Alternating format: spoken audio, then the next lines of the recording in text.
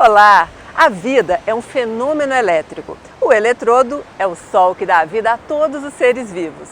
O homem está começando a dominar melhor a arte de colocar atividade elétrica dentro do corpo humano, artificialmente. No Ciência Livre de hoje, vamos falar sobre neuromodulação.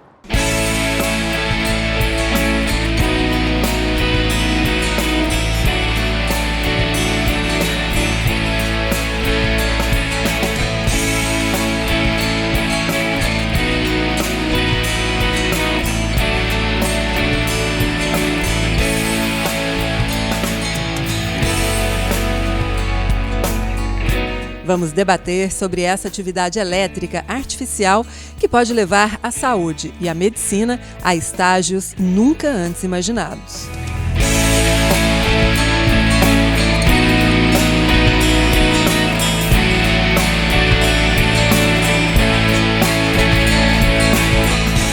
No Ciência Livre de hoje, o médico e cientista Benny Schmidt conversa com o médico ginecologista especialista em neuromodulação, Nucélio Lemos. Vamos lá?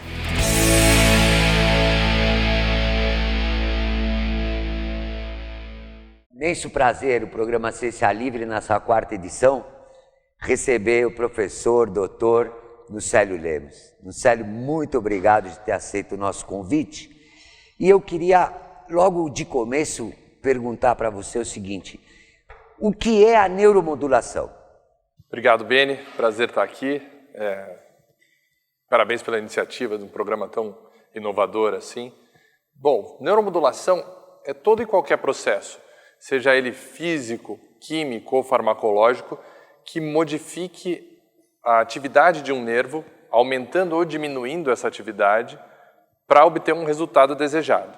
Então, em situações em que nós temos um aumento da atividade nervosa, nós utilizamos a modulação para diminuir essa atividade. Ao mesmo tempo, em situações em que a atividade nervosa está diminuída, nós utilizamos a neuromodulação para que ela aumente.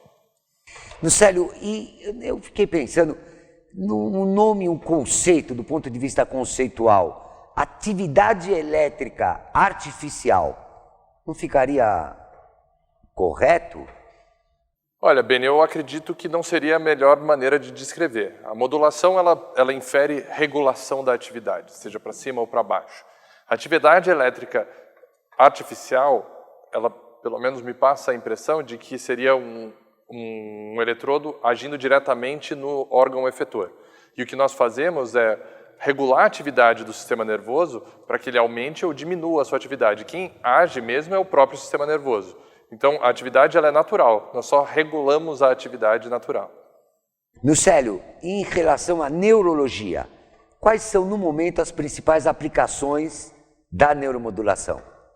Bom, na neurologia, as principais indicações são nas paraplegias espásticas ou nas bexigas neurogênicas por lesão do neurônio motor superior. Lembrando que o que eu falo aqui é da eletroneuromodulação periférica. Quando nós falamos de eletroneuromodulação central, nós temos uma série de outras aplicações, como a estimulação cerebral profunda para doenças de Parkinson, nós temos a estimulação da medula espinal para tratamento de dor crônica. Agora, o que eu estou falando aqui é exatamente da neuromodulação dos nervos do plexo lombosacral, que são os nervos que controlam as pernas, o assoalho pélvico, a bexiga, o reto e os órgãos genitais. Em relação à marcha, Nucélio, a médio e longo prazo, qual é a perspectiva, por exemplo, das lesões medulares? Inicialmente, a curto prazo, o que nós temos é, com a neuromodulação, com a estimulação do nervo femoral e do nervo ciático, nós conseguimos devolver o ganho de massa nas pernas desses pacientes, no músculo quadríceps e na musculatura glútea, e com isso induzir a contração direta desses músculos e fazer com que esses pacientes consigam, com bastante treino específico, ficar em pé. Dependendo do neuromodulador especificamente, o que a gente consegue é com que o paciente faça uma marcha com o quadril. É uma marcha, nós conseguimos induzir a contração e travar o joelho em extensão, então ele consegue utilizar o quadril para fazer uma marcha... Dentro e fora d'água? Dentro e fora d'água. Só que fora d'água, a maioria dos pacientes só consegue fazer isso usando um andador. tem alguns pacientes que conseguem fazer isso usando muletas. Tá? Em geral, os que conseguem caminhar usando muletas são pacientes com lesão incompleta. Os com lesão completa, lesão torácica completa, só conseguem caminhar, na maioria das vezes, com o andador. E com relação aos parâmetros, por exemplo, além de estudar as fibras musculares, antes e depois, que outros parâmetros clínicos e laboratoriais você está pensando em utilizar?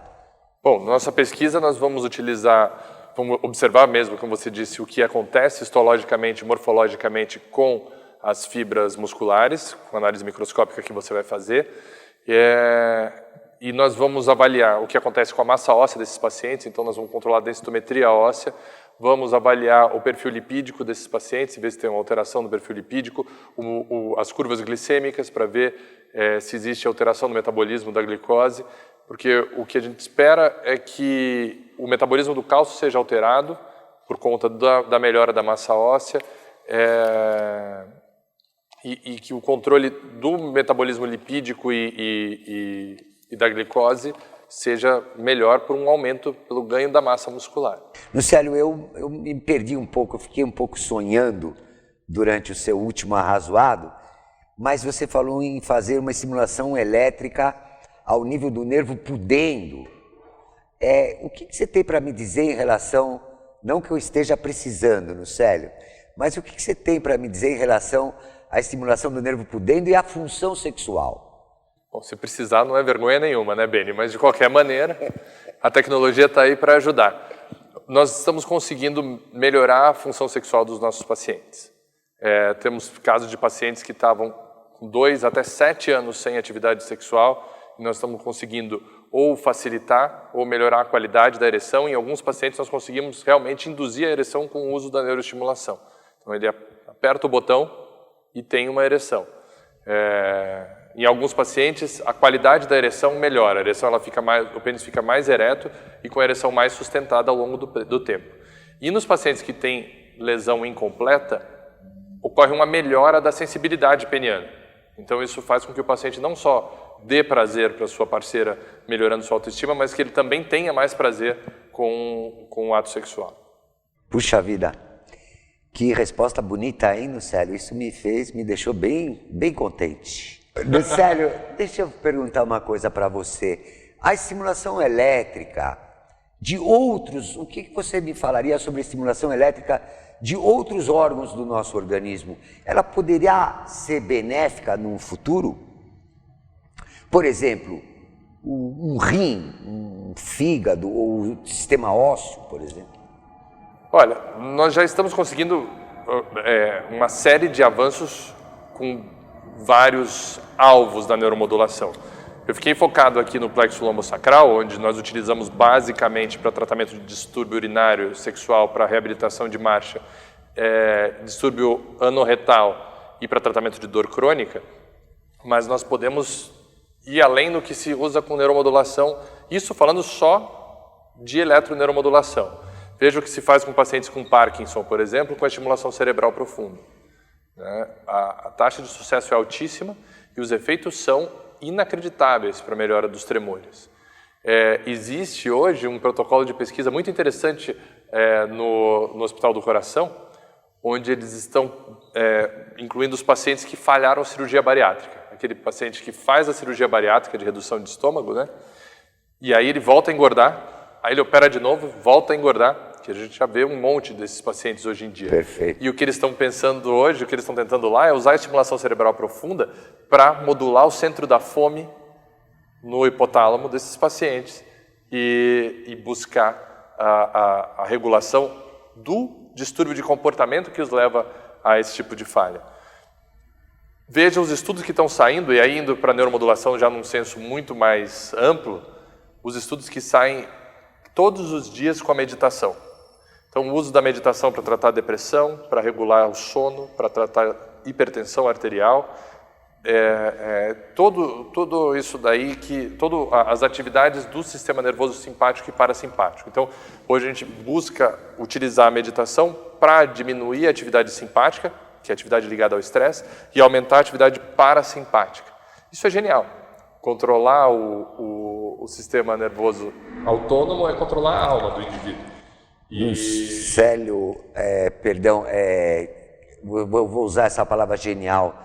Desde a sua chegada à neuromuscular da Escola Paulista de Medicina, tudo que você faz é genial no Célio. E eu sei que a sua formação é de ginecologista. E eu queria aproveitar para te perguntar o seguinte: neuromodulação e ginecologia, qual é a aplicação hoje em dia mais importante que você vê na sua área especificamente? Bom, são duas, basicamente, hoje já bem estabelecidas. A primeira e mais estudada é o tratamento da incontinência urinária de urgência. Então, são mulheres e homens que têm a vida desgraçada pela necessidade de ir ao banheiro a cada 30 segundos, 1 hora. Então, elas não conseguem ficar em uma reunião inteira, perdem produtividade. Eu tenho relatos interessantíssimos de professoras que não conseguem mais dar aula, porque ela tem que sair da sala toda hora, e elas vão virando motivo de chacota dos alunos por conta disso. Isso a incapacidade de controlar o sistema urinário é algo que é muito isolante.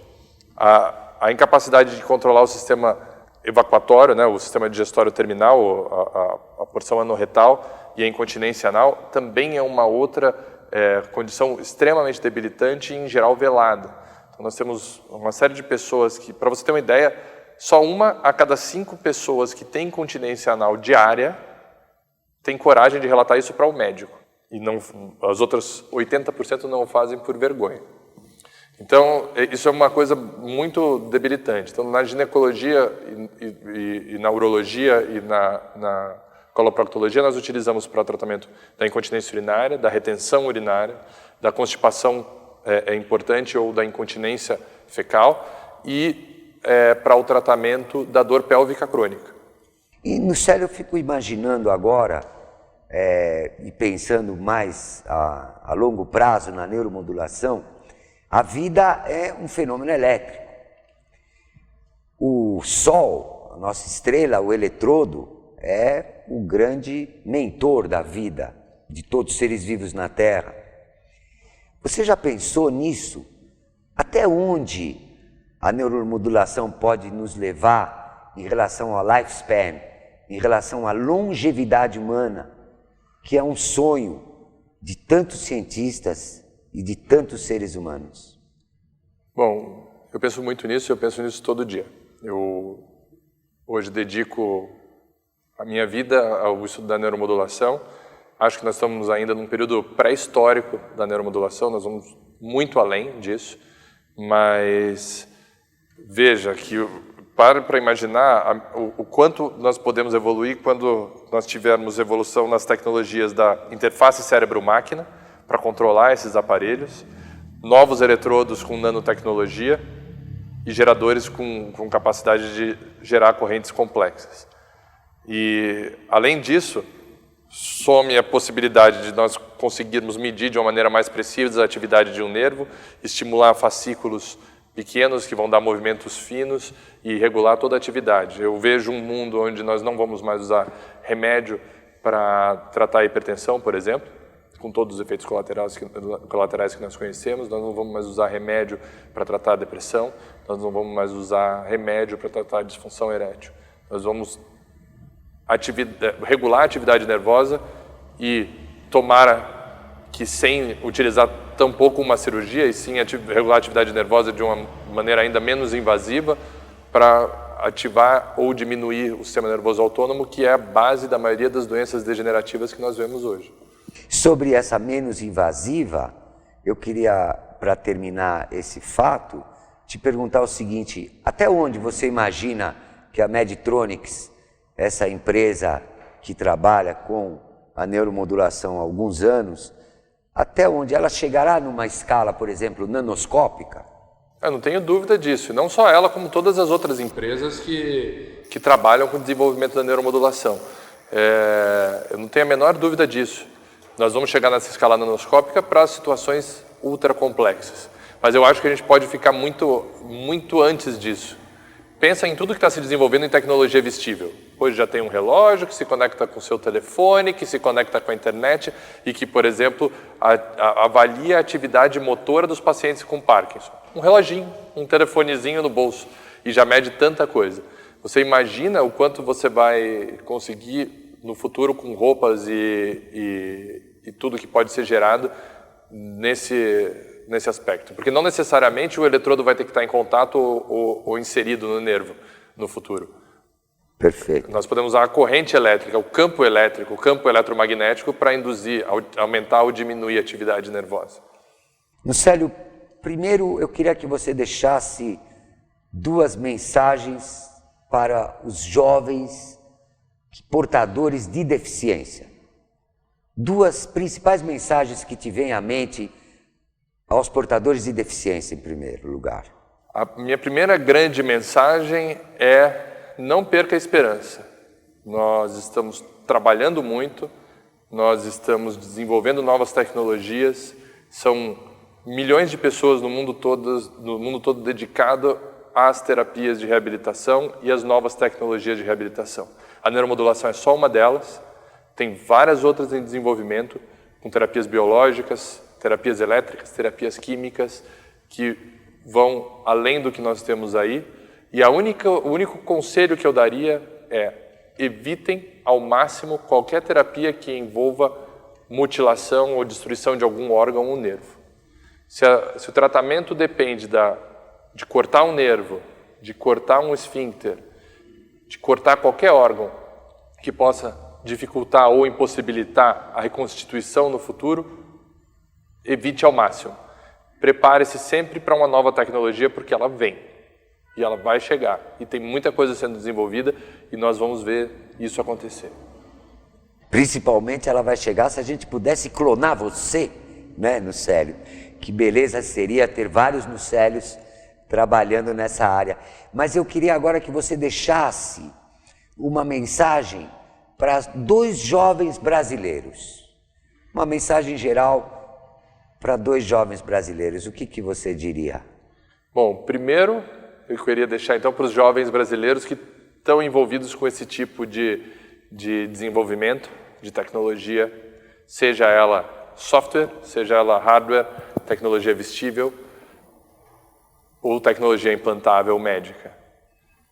Lembre da mensagem dos pacientes com deficiência e saibam que muita gente conta com o trabalho de vocês. Então, dediquem-se a isso o máximo que vocês puderem, porque apesar dos tropeços envolvidos com qualquer pesquisa e qualquer geração de conhecimento, a recompensa também é muito grande. Muito obrigado, Nucélio. Eu estou muito feliz hoje, porque entrevistar você, falar sobre depressão, num momento de intensa crise social, eu acho que o programa Ciência Livre só tem a te agradecer. E a neuromodulação já é uma realidade. E muito obrigado por ter aceitado o nosso convite. Parabéns, não só pelo pesquisador que você é, mas pelo homem amigo que eu sei que você vive no seu dia a dia. Muito obrigado. Eu que agradeço, Beni. Foi um prazer enorme estar aqui. Parabéns pela iniciativa.